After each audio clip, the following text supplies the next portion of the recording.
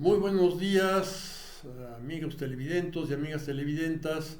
De nuevo aquí su servidor Jorge Borges, deseándoles que este día sea mucho más llevadero que el de ayer. Los pronósticos son de que va a haber mejores temperaturas y sobre todo menos nubes, lo cual aquí en Tequisquiapan suele ser lo sabroso, ¿verdad? Bien, miren, ahí tenemos un tipo de fenómenos sobre los cuales se hacen predicciones aproximadas porque son ciertamente inciertos, ¿verdad? Saludos a mis amigos de Café Ciudadano de allá de Ciudad Neza, que recuerdo alguna ocasión que estuvimos platicando este tipo de cosas y lo recuerdo con mucho gusto, ¿verdad? Esos programas en Radio Nesa. Bien, volviendo los saludo a ellos y a ustedes muy afectuosamente, mis amigos que me hacen el honor de verme, ¿verdad? Amigos y gente querida, ¿no? Bien, miren, es que hay fenómenos que se complican, lo vimos al final del video pasado, que se complican porque puede ser vimos la causalidad recíproca entre dos procesos que se interrelacionan o la multitud de causas, cosas que influyen en el resultado de un proceso. Eso puede hacerlos complicados y a veces no es fácil crear un modelo y a veces entran en lo incierto, ¿verdad? Esto es algo que lo ejemplificamos con tirar un dado, lo lanzo así, entonces ese dado puedo describir la trayectoria según el modelo de Galileo y Newton, ¿verdad? Pero la trayectoria es una cosa, ¿cuál cara saldrá en ese dado?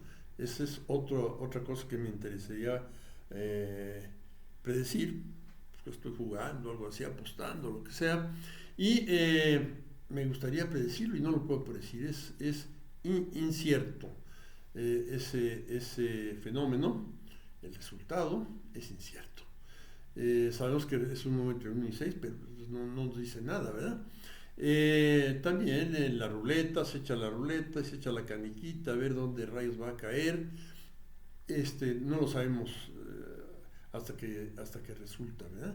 O la baraja, sacamos una baraja del mazo, ahí el que sea, y no sabemos cuál vamos a sacar, ¿no?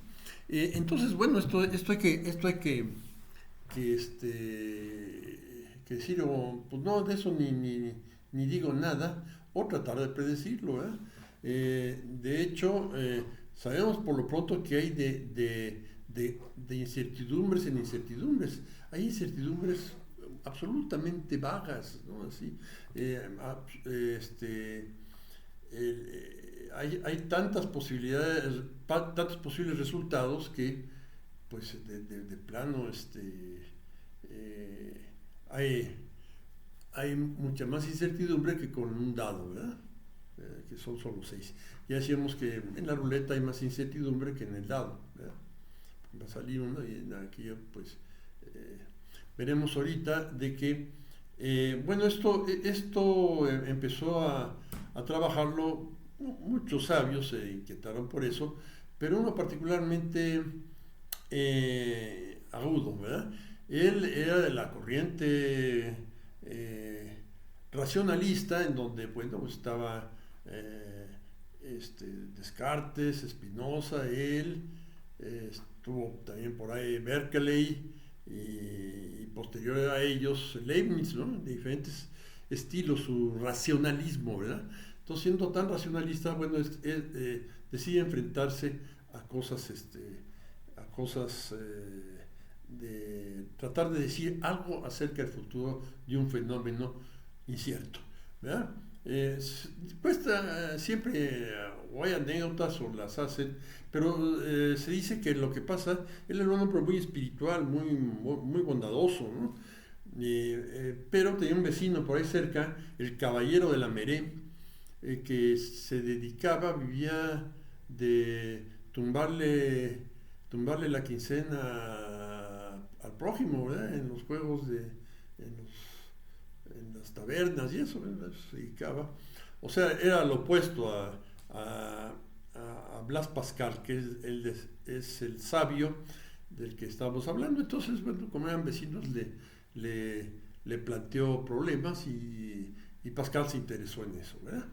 Y bueno, con los juegos de azar, pues se va creando un concepto que cuantifica la incertidumbre, que es la probabilidad, ¿verdad? La probabilidad, bueno, se dice que en el dado lo tiro y cada una de las caras es igualmente probable, se usa la palabra, es igualmente probable de salir. Y entonces, eh, a partir de eso puedo yo complicar las cosas y decir, bueno, si tiro dos dados me interesa la suma, y entonces hay sumas muy poco probables, por ejemplo, que sumen dos, ¿verdad? Es muy poco probable. En cambio, que sumen 7 es muy probable, mucho más probable que los otros. Pero eso se hace considerando que cada una de las parejas de resultados es igualmente probable, ¿eh? Entonces, esto es algo que se alcanza a elaborar muy al principio de la ciencia de la probabilidad, de tal manera que hay cierta operatividad, cierta matemática ahí metida, ¿verdad? O sea, se cuantifica la incertidumbre y con esa cuantificación se opera. Y esto es un avance enorme, ¿verdad? Enorme porque va abriendo paso a un aparato conceptual eh, muy avanzado, ya cuando se habla de conjuntos de resultados, entra aquí el lenguaje, la teoría de conjuntos, y empieza a verse ciertas cosas parecidas que se tienen en el cálculo diferencial, como lo que se tiene en el concepto de integral, y entonces se trata de casarlos cuando la probabilidad tiene ciertas características, pero se habla de medida, una medida. La probabilidad es una medida, ¿verdad? Entonces, bueno, hay muchas cosas que se pueden, afirmar de un fenómeno incierto. Puedo usar la palabra, un fenómeno se llama aleatorio, ¿verdad? Que no está determinado. Entonces, bueno, esto va enriqueciéndose en cuanto a las principales categorías, los principales conceptos sobre los cuales vamos a decir cosas, vamos a asignarles números, y esto lo vamos a ir complicando cada vez más.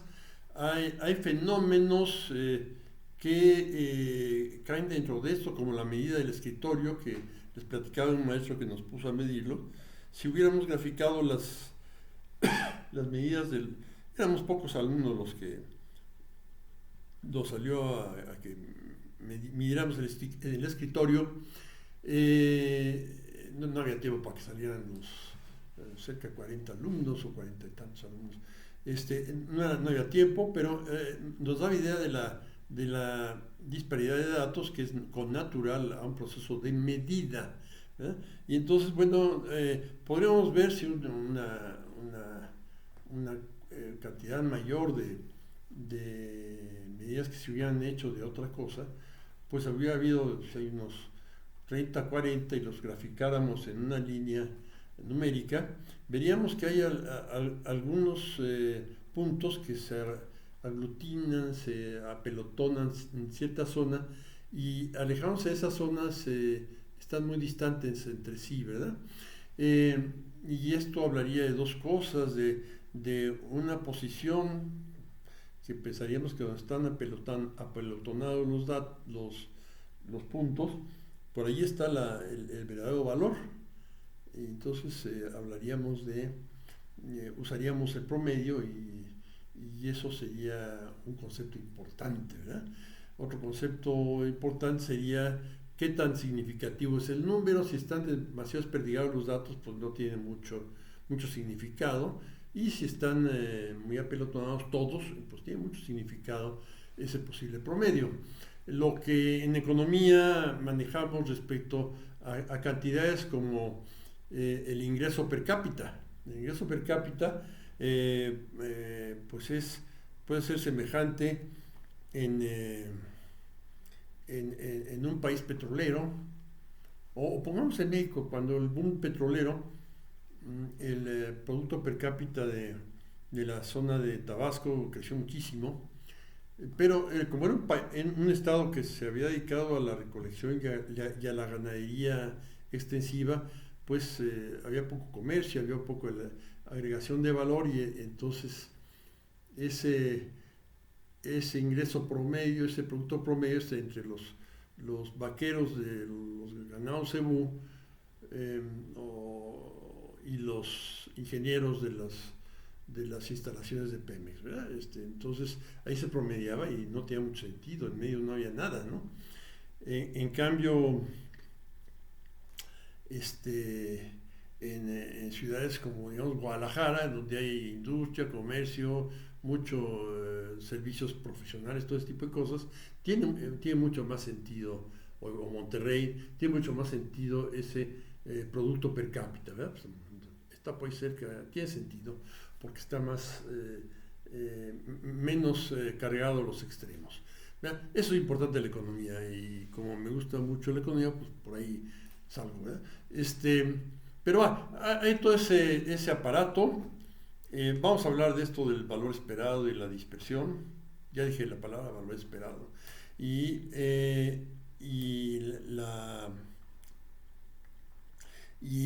cómo van entrando estas cuestiones a una serie de aplicaciones. Hay aplicaciones sorprendentes en la física, ¿verdad?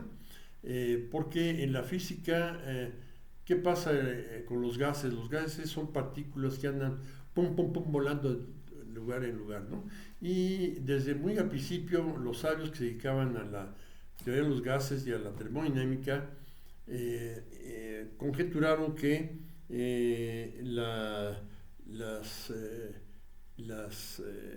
los aspectos externos de un recipiente donde hay gases y cierta temperatura, pues la ley de Boyle y Mariotte nos dice que están relacionados presión, temperatura y volumen en cierta forma, ¿verdad? Se usó para las locomotoras de vapor, ¿verdad? Eso es muy importante. Se teorizó también mucho alrededor de las máquinas de vapor, impulsaron mucho esto. Entonces, interpretar esas cantidades en términos de ciertos valores promedio de las partículas que están ahí rebotando, ¿verdad? Entonces, ahí vemos que de ese caos, de esa impredictibilidad que se tiene partícula por partícula en un recipiente con gas, surgen regularidades como son la temperatura, la presión y el volumen, y tendríamos entonces la ley de Boyle y Mariotte que en estados, en estados más o menos determinados, nos interrelaciona matemáticamente esas tres cantidades, ¿verdad? Entonces esto es algo que nos dice, bueno, estos fenómenos inciertos, pues hay que explorarlos, ¿verdad? Y hicieron bien los pioneros de Pascal, de Moivre y otros más, llegando al gran Gauss y otros fantásticos, que Laplace también, que impulsaron las aplicaciones y la teorización de fenómenos inciertos, de fenómenos aleatorios en términos de cantidades matemáticas. Fue una gran hazaña científica de todos estos hombres,